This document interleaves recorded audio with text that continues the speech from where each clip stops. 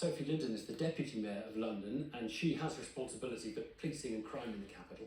Stafford Scott is a community activist from Tottenham who's campaigned for the rights of the black community there since the 1980s. Very good evening to you both. I want to get into the causes of what is happening at the moment. And Stafford, you're close to some of the communities that have been affected by this. What do you think has happened in the last 12 months that has seen the murder rate rise so sharply? I mean, there's a myriad of different things that contribute to it, but I don't think that we should fool ourselves that this is something that's just happened in the last 12 months. This is something that's been happening for decades.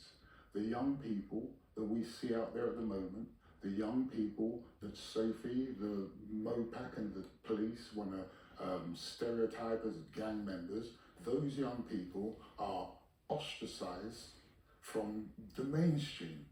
They are the children of the already marginalized. They get no services, they get no support. They're left by themselves and they're very, very angry. They've created their own society. You've heard about it, social media driven. Some of them can put out a video and it can get 30,000 hits. Generally, that video is of somebody else being violated.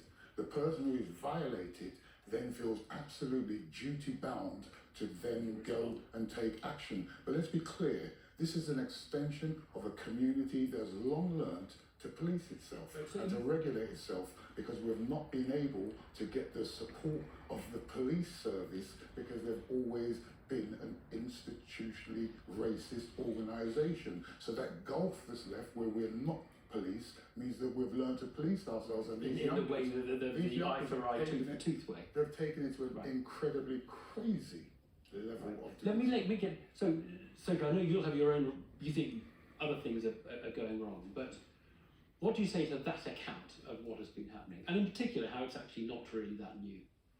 I agree with Stafford that it's not completely new. It's not just in the last year. We've seen violent crime in London rise since about 2014. It's rising in London, but it's also rising outside London as well.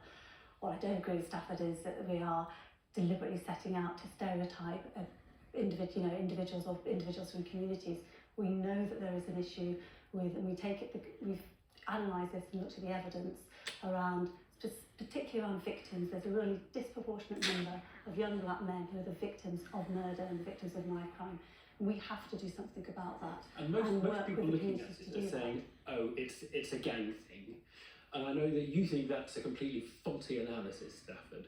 But what is wrong with that? I mean, what is wrong with saying there's a gang problem in some of these communities? The problem with that is that we've seen over the years the pathologization and the essentialization of black use, to the degree where it means that those who have a responsibility for coming up with effective interventions for addressing this, they're totally going down a misguided route.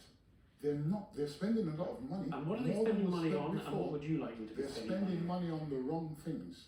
They're spending money on things like Operation Shield, which was collective punishment, which was branding kids as being in gangs, telling them if one commits a crime, they'll commit another. £200,000 they spent on a pilot of Shield. It was a total flop. They could have put that money into our communities. They could have built capacity in our communities to engage and intervene with our young people, and they've steadfastly chosen not to do it. Every response that they've given is a punitive one. It's about policing. It's about policing. And that is a really interesting argument, Sophie, that is not about policing, and policing is the wrong response and is the one, naturally, the police give. I agree with you. It's not just about policing, but policing is part of the solution. And Stafford talks about Operation Shield. Operation Shield was a couple of years ago under the previous administration. I agree with him. It didn't work.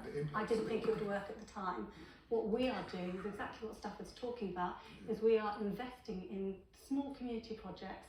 We're putting £1.4 million worth of money. We've already announced some of the projects, and it's very small groups of community groups, such as Dynamics and doing a boxing in Do you agree on that though? I think Somalian families. So what's wrong? I thought that's what you were advocating. I won't agree on it because, as you just said, this is across the UK. This isn't about projects. This is about structural racism that is impacting on our young people. Too many of our young people are being excluded from schools. This is about Cameron and Boris Johnson saying immediately after the riots that the gangs were responsible. We had 4 reviews, including the Metropolitan Police's own review, and all of them said there was no evidence of gang orchestration. But the state has continued as if there's evidence of this gang involvement. So when you look at the evidence of what's driving the violence that we're seeing on the streets of London at the moment, the number of knife crime injuries and murders that are gang related, it is there, but we've seen that fall. And the Metropolitan Police talk about it, that actually what we're seeing, yes, we're seeing an issue with gangs, it's more violent when it's gang related, but we are also seeing an issue with young people picking up knives and finding, using guns that aren't members of gangs. It's not all gang related. So in that's fact, really it's important to decreasing. understand. We are working. When you talk about trying to tackle gangs, we're not just talking about enforcement. We've got the London Gang Exit Programme, which is actually beginning to bear fruit and is helping young men leave the gang Give some lifestyle. statistics, please. Because we know that you've got 4,000 on the gangs matrix. So how many have gone on the exit programme? We've only had a small number on the London Gang Exit, but the gangs matrix, we are reviewing the gangs matrix at the moment because there have been a number of serious So the concerns. gangs matrix is the... So the gangs matrix is how the Metropolitan Police identify individuals who are at risk of violence So and that's are the also bad in gangs. the spending. It's racial profiling that is very worse. And so, Sophie Linden, isn't the obvious thing to do a lot more of the gang exit programme if that seems to be working? And isn't that what worked in Glasgow when they had a problem in the 2000s? So, it was intensive care for smallish numbers of people who were at very high risk. So what worked in Glasgow was a combination of enforcement, taking control of the streets as they talk about it, stop and search, and the police using enforcement alongside a public health approach. And that's what we are doing in London. You absolutely think the police have a role to play, of course they do, but as part of our strategy to tackle knife crime and violence and gun crime, we are investing, yes, in gang exit programmes, but also investing in mental health services and in working in schools. But you were advocating that approach. I mean, that's No, exactly I wasn't. what you were I wasn't. saying. What we want is prevention. What we want is education. What we want is young people who can grow up with aspiration and hope that they can find a place for themselves in this society. What this government and previous governments are giving us is totally the opposite. And that's why this year you're seeing this. And if we don't come up with new ways of doing it, if those in authority do not start listening to the communities from where these young people come, we'll be back here next year hearing Sophie say something. I think we need to think about what the government needs to do, and I agree with you, the government needs to step up and do much more on prevention, because at the moment it's taking money out of the services that are going to help prevent young people. Then there's what the Mayor, myself and the Metropolitan Police can do.